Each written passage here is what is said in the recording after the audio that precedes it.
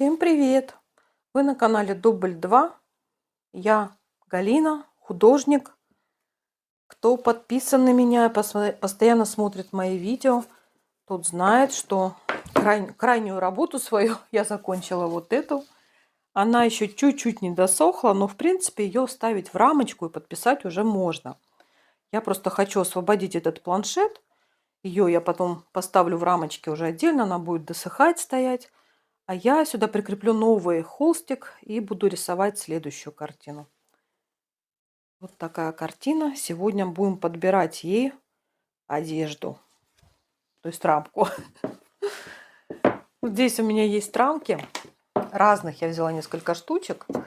И я сейчас попробую подобрать, которая мне больше подойдет, понравится. Так, чтобы вам было видно. Вот рамочки вот такие. Вот такая рамка.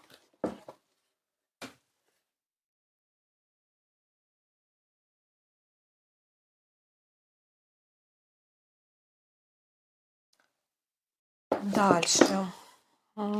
Как по мне, так немножко не то. Вот такая рамка.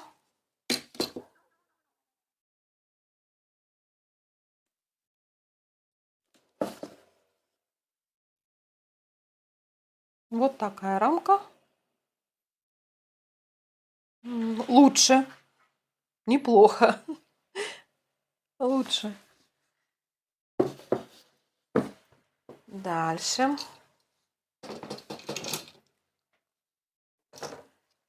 Белая с позолотой. Белая с позолотой. Вот.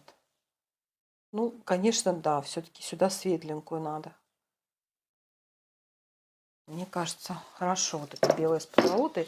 Сейчас померяем чисто белую.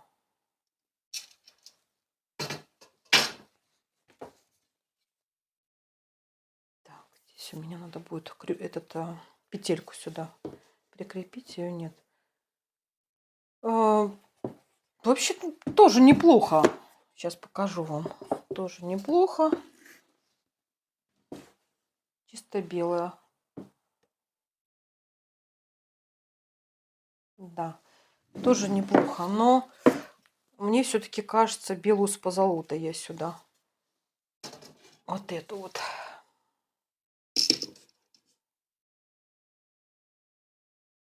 Да, как-то оно прям вот. Сюда просится, конечно, светлая рамочка такая беленькая. Но как будто бы хочется еще вот, чтобы немножечко сочеталось. Вот здесь цвет стола, кофе темный. Вот чуть-чуть что-то добавить такого. Позолота вполне сюда подойдет. Вот, в общем, я остановлюсь на этой. И у меня здесь и петелька еще есть к тому же. Так. Будем снимать. Или давайте подпишем сначала. Вот такими я подписываю, как это, контуры они называются. Вот этот цвет более оранжевый, мне кажется, он не очень здесь будет. Хотя сейчас посмотрим. Да, он слишком яркий, выбивается из общего. Здесь яркие цвета, конечно же, но он такой прям оранжевый. Мне такой не хочется. Вот этот, да, вот этот пойдет. Он темно-розовый. Его можно будет использовать. Так, будем снимать с планшета. Убирает наш малярный скотч. Вот он плохо сейчас почему-то снимается. Он оставляет маленькие кусочки там. Придется потом еще ногтями ковырять, чтобы доснимать. Ну ладно.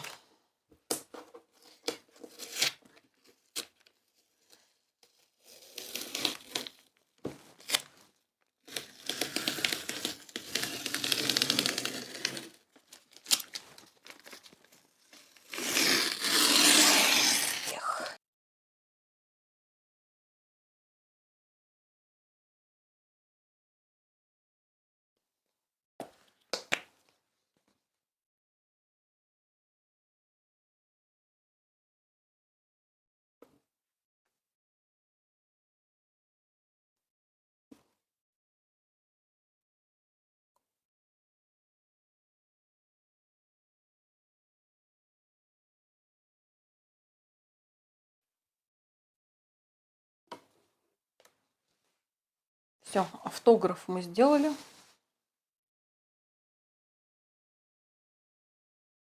Можно одевать в рамочку. Единственное, здесь мне понадобится сына помощь. Сейчас у меня занят. Когда он придет, он меня мне поможет закрепить.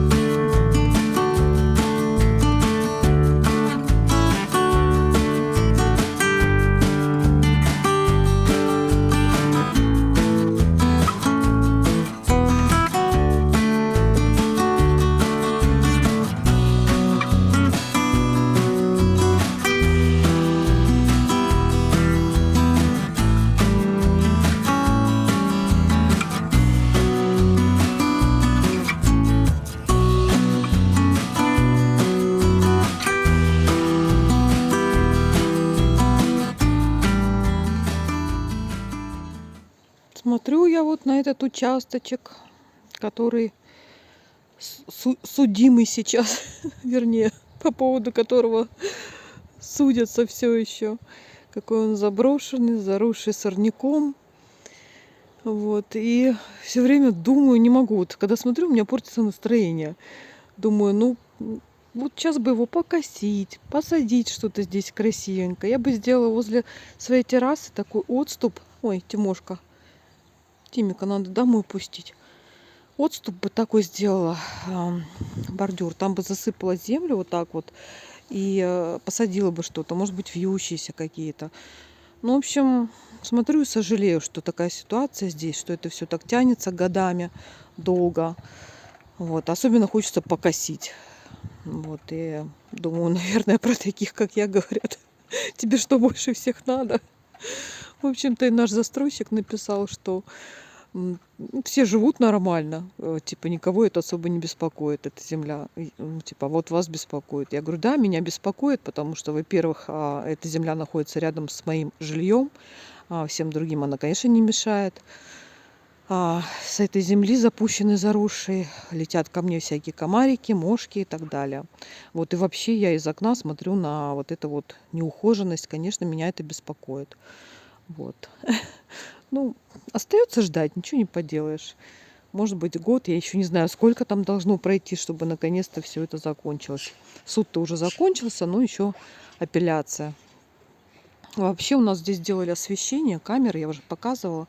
И теперь у нас вечером здесь всегда светло.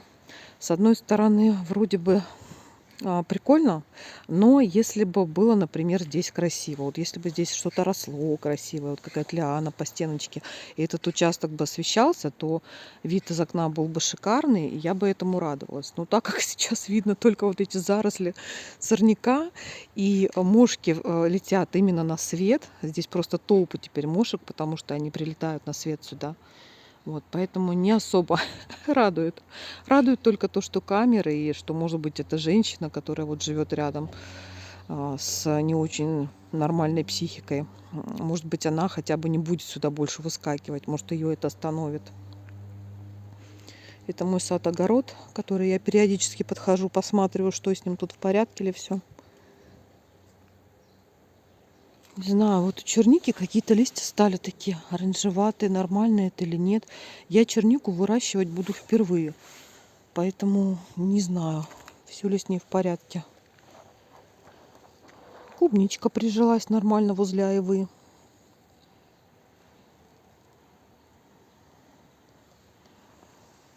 Ладно, пойду кота своего запущу домой.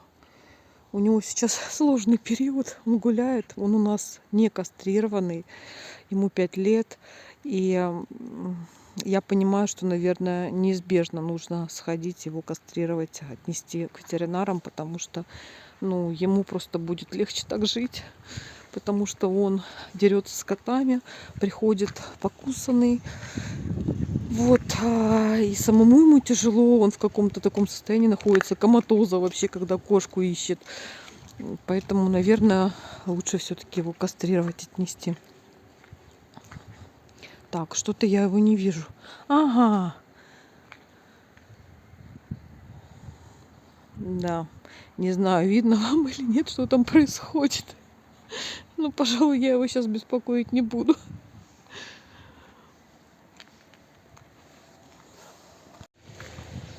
У нас снова весь день дождик идет, пасмурно.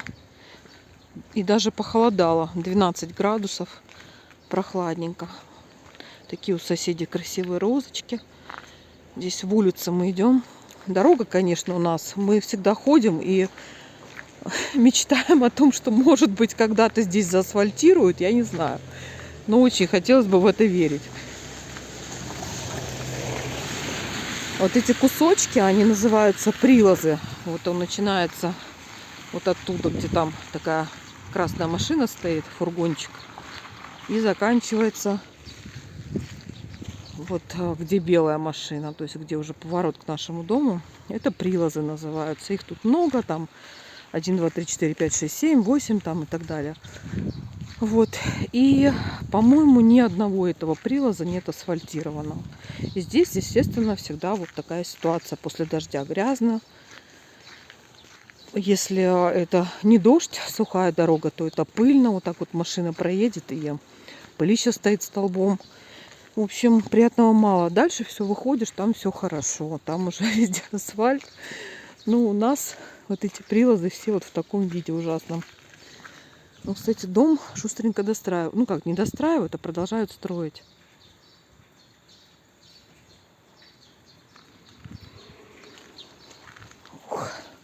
Мы, конечно, сегодня приоделись в сапожки. По грязи-то в них хорошо ходить. Но не всегда же в сапожках будешь.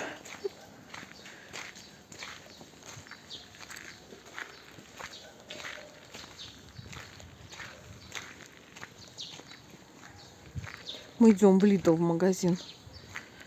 Что-то захотелось чего-нибудь. Чего-нибудь. Так-то вроде бы все есть из продуктов. Ну, чего-нибудь захотелось. Да и вообще пройтись, потому что дожди, дожди, дожди. Вчера мы только к вечеру вышли. Сегодня еще одна розочка. Вот. Я не могу спокойно проходить мимо них. Мне всегда надо посмотреть, подойти, понюхать ее. Красота. Ирисы вот там вот.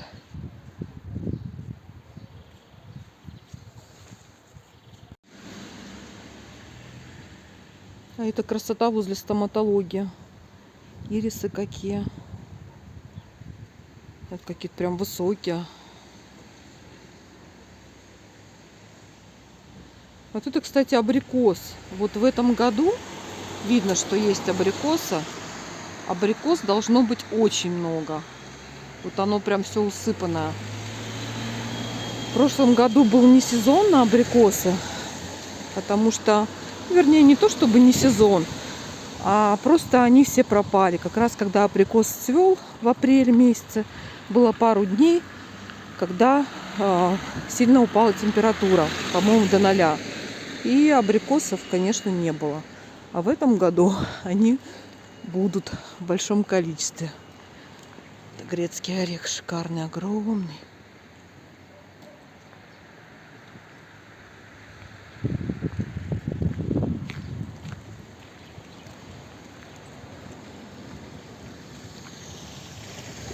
Сейчас покажу еще одну розу. Тоже всегда я прохожу мимо нее и умиляюсь. Красивая. Ну, она красивая, но она как бы обычная, но просто она такая большая. Поэтому смотрится очень красиво. Даже сегодня пасмурный день, нет солнышка, но все равно красиво.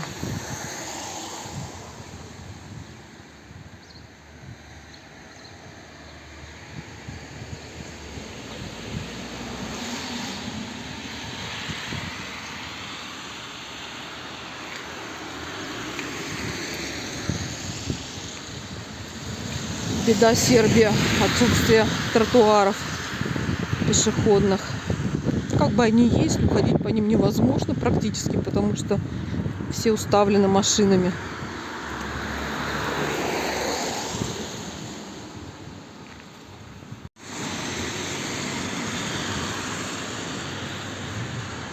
Вот здесь за цветочным магазином есть одна шикарная роза. Вот она, такого цвета оранжевого. Сейчас расскажу про нее.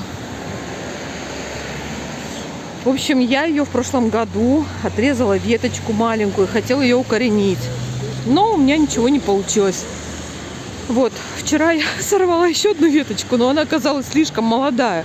То есть нужно такие древесневевшие срезать. А я срезала зеленую, и она у меня сразу засохла. То есть вряд ли там она корешки уже даст.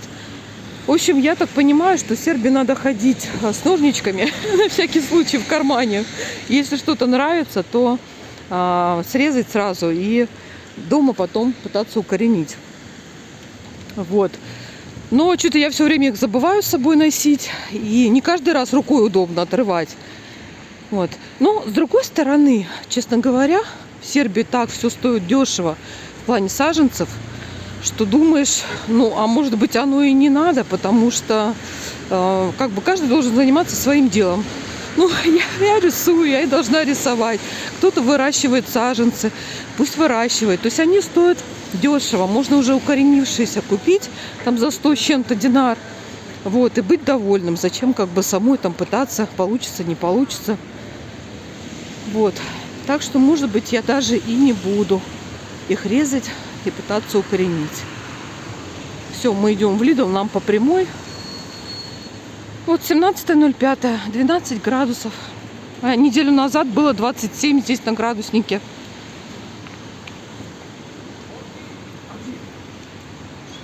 Вот мы проходим мимо стройки, тут вот все валяется, валяется, валяется. И маленький такой кусочек клочка земли полевой, который был раньше, нетронутый. Смотрите, как здесь все цветет. И маки, какие-то желтые цветочки. Ну, красота вообще. Как будто бы специально посажено. А это просто сохранившийся кусочек, нетронутый стройкой от обычного поля запущенного. Вообще домов в нише строят много. Продолжают строить новостройки. Вот еще между готовыми домами заложили еще. Ну, котлован вырыли. В общем, наверное, это говорит о том, что спрос есть. Вот. 2000 евро сейчас, я знаю, в нише квадратный метр в новостройке. Это, конечно, дороговато, чем мы брали. Мы брали 1600, кажется. Ну, что-то около этого. Но раз строят, значит, спрос есть. Да, что-то такое моросит, моросит. Дождь практически не заканчивается. Сыро и серо. Но вроде бы завтра уже 20 градусов и дождика не будет.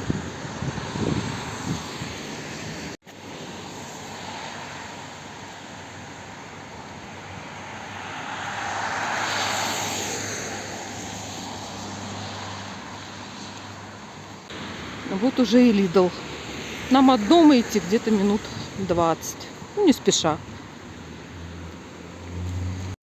Вот сегодня по акции курочки по 189 за килограмм.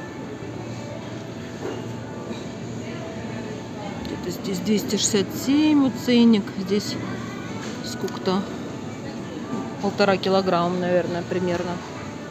И еще вот индейка тоже я уже брала. Это крылья индейки по 319. Что у нас еще из мяса сегодня? Ножки тоже индейки 300, где-то ценник был 380, кажется, они стоили. Это те же самые курочки 189. Потрошка это сердечки и печенка куриная 145 динар. Ну тут полкилограмма в упаковке. Так, ножки вот такие мы частенько берем. килограмм 389 куриные, голень. И окорочка. Окорочка 343, кажется. Да, 343.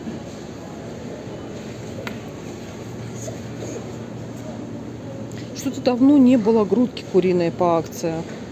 Пока она стоит за всю цену. Вот филейчик груди без кожи. Это куриная грудка без кожи. По 534 динара. Ну, я не люблю брать с костями куриную грудку.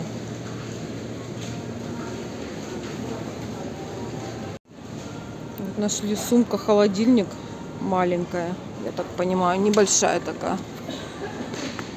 1199.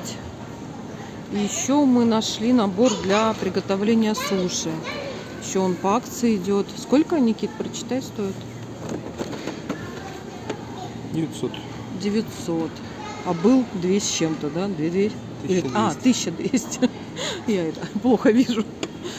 Вот. Мы как-то делали сами суши, попробовали сделать. Я вообще их не готовила дома практически никогда. И здесь, приехав в Сербию, так как их здесь нет, ну, во всяком случае, в нише нет, то мы попробовали сделать дома. У меня ничего не получилось. Я сказала, да ну их нафиг. Вот. Ну вот сын сейчас увидел, говорит, а давай попробуем еще разочек. И мы решили, наверное, взять, попробуем еще разочек. Вдруг получится.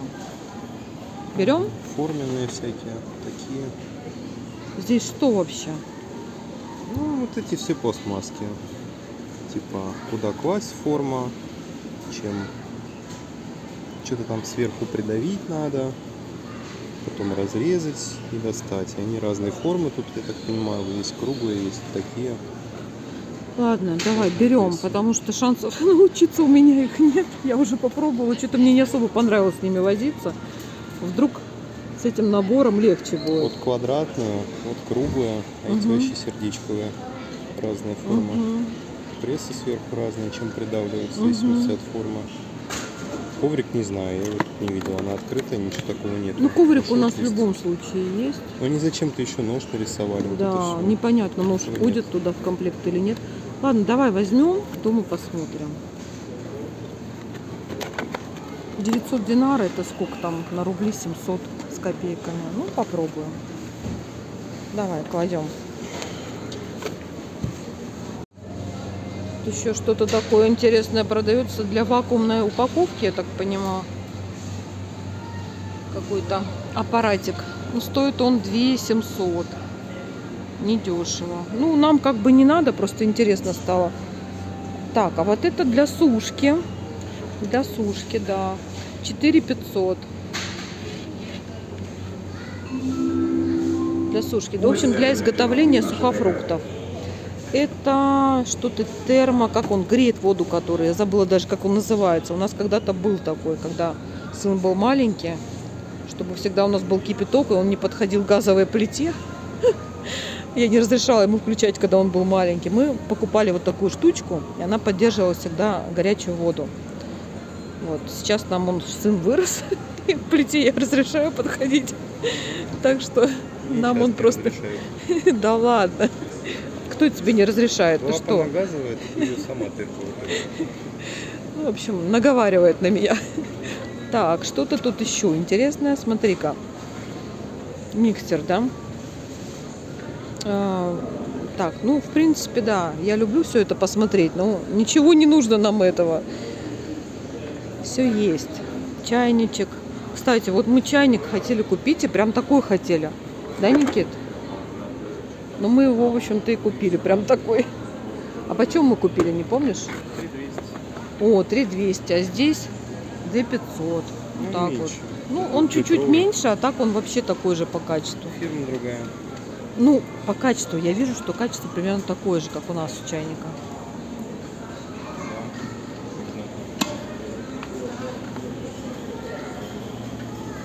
Ладно, дело сделано, мы уже купили, так что нечего жалеть. Что-то еще тут интересное. А, гриль 6000. Формочки всякие разные. Тоже у меня этого добра много. 700. Наверное, и те по 700. Ценник, потому что один. Пылесос вот даже есть. Только я не поняла, сколько он стоит. Ватодельная машина. Какая? Ватодельная. А, да, для приготовления сладкой ваты. Вот. Прикольно. 2 900. Ну, в общем, 3000. Берете, покупаете за 3000 сахар и бизнес открываете свой.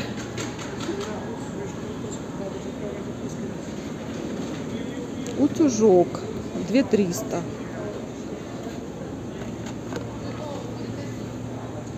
Так неплохо выглядит вообще. Кстати, тоже дешевле, чем мы покупали с сыном. Мы уже здесь покупали утюг в Сербии. Потому что, когда мы приехали, наш почему-то решил тут же умереть.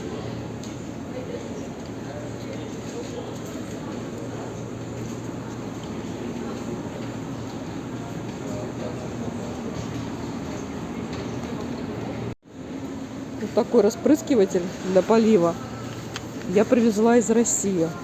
Ну, почти такой. Вот. Но у меня не было шланга. То есть шланг я, слава богу, не привезла из России. Додумалась, что хотя бы не надо шланг везти. Вот, здесь есть шланги. Так, длина 20 метров. Вот такой тяжелый.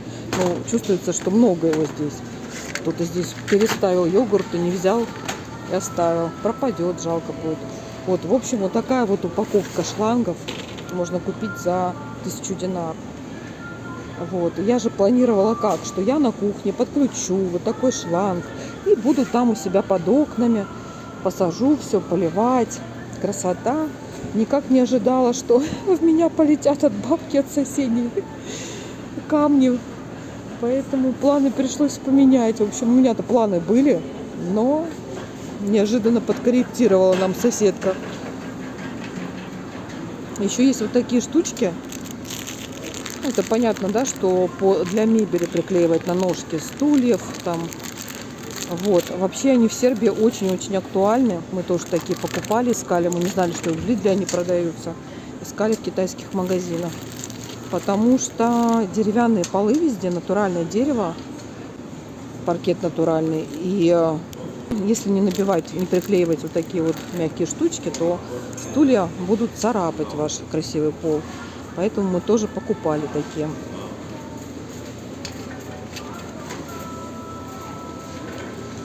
Что тут интересного? Что это такое? Не знаю, сам не разбираюсь. Без зажима. Ключи, он трещотка есть. Ключи? Да. Это для чего? Не помню, как это называется. Короче, вставляется в этот паз и сюда откручивается. На четверть, на 3/8 две. Я вот в Лидле, когда бываю, всегда прохожу по вот этим стеллажам, где могут быть не только вещи, а еще и холсты. Я здесь однажды очень выгодно купила холсты для рисования большого размера. И все надеюсь, что они мне еще попадутся. Но их больше не было, к сожалению. Ну, надежда умирает последней. Может быть, когда-нибудь еще появятся они здесь. Все, мы так слегка закупились. Один пакетик. Обычно у нас их бывает 3-4. Сегодня нам чуть-чуть надо было подкупить.